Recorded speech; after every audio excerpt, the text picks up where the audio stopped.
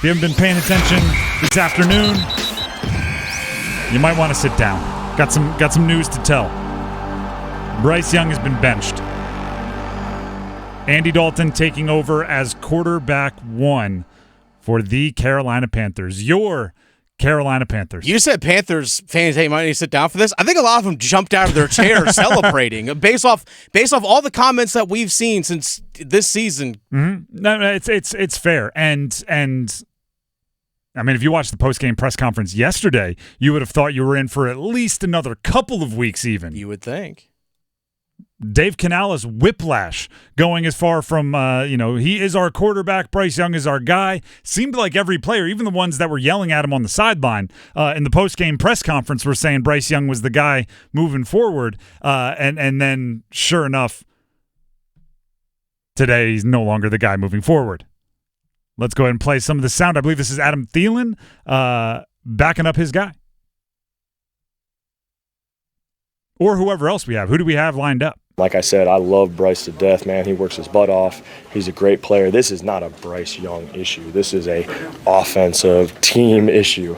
We are all in this together. I know football that's why I love this game with everything I have, because it is the greatest team game, because it's not about an individual. It's not basketball where you can have one or two good players and have success. In this league, in this game, you have to have 11 guys on the same page to have individual success. So there is no individual on this offense that is to blame. It's a collective thing, and I'm excited about where we can go, but we need to figure out a way to have urgency to get that done. I think they're actually testing that. First of all, I did not expect Bryce Young to be benched. I don't think he should be benched for a bunch of reasons, but they're putting in Andy Dalton, I believe, for this reason. They need to see what else is broken. They need to remove Bryce Young from the equation and see if the receivers actually aren't getting open or if Bryce Young just couldn't find them. They need to see if the edge rushers are actually beating the tackles or if Bryce Young's just holding on to it too long and having bad pocket presence and running into sacks. They need to see if the defense actually has taken a big step back from last year, or if all of the 3-and-outs caused by their quarterback and turnovers are simply putting their defense in a situation that they can't overcome. They're going to remove Bryce from the equation and put in Andy Dalton, and if everything changes, then maybe their evaluations were right about the rest of the team. So it's almost like they're saying the exact opposite of what Adam Thielen said. This isn't a one-guy thing. They're like, well, actually, there's only one way to tell this isn't a one-guy thing, and that's if we remove the one guy from the process. Bryce Young did not play well. Let's just call a spade a spade. Not going to sit here and go, well, if the first play were a little different, then maybe this. So bad. He did not play well. And this isn't full defending him, but I do think it's fair to tell both sides of the story. Getting benched after 18 starts with 3 different head coaches, 5 play caller changes, and a consensus well below average supporting cast is not the fairest shake a quarterback has ever gotten. I went and looked it up. Jamarcus Russell got 25 starts deep into his 3rd year in the NFL. This is not the fairest shake a quarterback has ever gotten. That's not to say that the benching isn't earned. That's not to say that a objective and fair mind couldn't watch the games and say, Bryce needs to sit down. The Bryce Young stuff is disheartening. And you risk losing the locker room. You risk losing the confidence in the coaching staff if you don't either get him to improve in a big way or make a change. Right? We all expected a better version of Bryce this year. I said it a few times this offseason. I think even if he played the exact same level of football he played last year, it would appear as if he got a lot better simply because the supporting cast around him is better. You can look at the advanced statistics, the advanced analytics, The offensive line has been blocking better this year than last year. I don't think it takes a rocket scientist to look at or like a 40-year scout to look at the pass catchers and say they're more talented this year than last year. And somehow he took a step back. right? And steps back. It almost feels like 3 and 4 steps back, and that's with the advantage of having a better supporting cast. So maybe it's 5 steps back, and that's disheartening. Regardless of situation, that's hard to watch. It's not just that he is struggling this year. It's that if you put on some of the film last year when he was struggling, it looks like a better quarterback. So I understand why someone intelligent who understands ball might look at that and go, oh, he's got to get benched. And that's what the Panthers did. They looked at him and said, he's got to get benched. But go on. I can't help but think, what's Andy Dalton doing for you?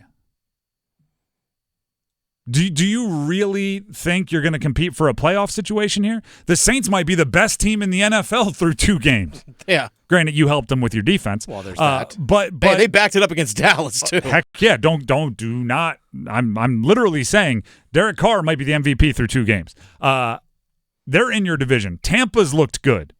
Baker Mayfield. We'll see what the Falcons do tonight. But what do you think you're going after? Thinking actually you're probably looking for an honest review of the guys that you brought in. And there's something to be said for that. There is 100% something to be said for that. I'm talking out of both sides of my mouth here a little bit because I completely get the argument that you just need to get the player who is playing bad off the field. And as a coach, that's got to be somewhere in your DNA, right? Mm-hmm. Back. I don't know if there's like a Hippocratic oath for coaches, like the coach-ophatic oath where you say, I vow to play the player that gives me the best chance to win, and like before you coach your first AAU game, you gotta make those commitments. But you gave up a ridiculous amount for Bryce Young. Mm-hmm. Now would be a very, very mean time for someone sitting in the chair I'm sitting in to go back and list all of the players and picks that you gave up for Bryce Young, who is now your backup a season and 2 games into his career. You gave up so much. I just wonder if absolutely tanking his confidence. And by the way, I don't think you can go back to him realistically later in the year unless Andy Dalton gets hurt. In that case, you might be just going, all right, Jack Plummer. I don't know, and I can't think of really any situation where the benching to get your confidence back up has ever worked. So it's, go take a break, go relax. It's just doesn't really work. So this, to me, is Dave Canales saying, I'm all the way out. I think it's an organizational decision done.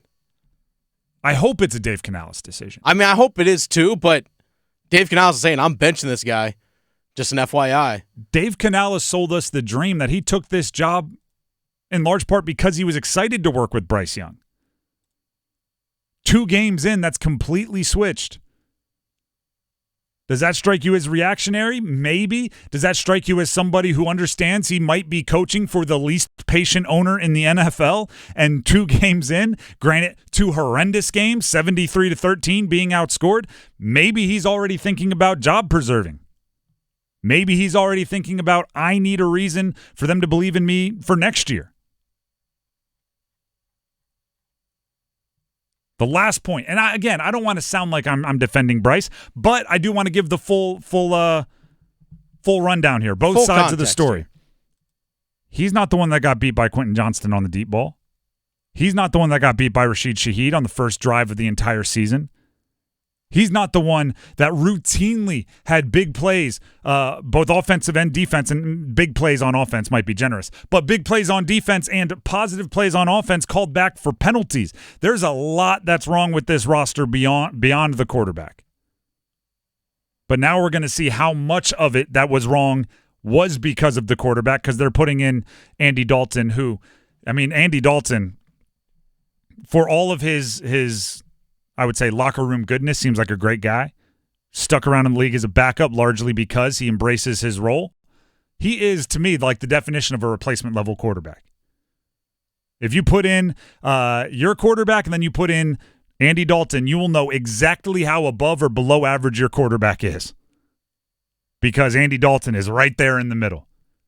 Right? If you win 8 games with your quarterback, you put in Andy Dalton and win 6, boom, your quarterback is 2 games above a replacement level.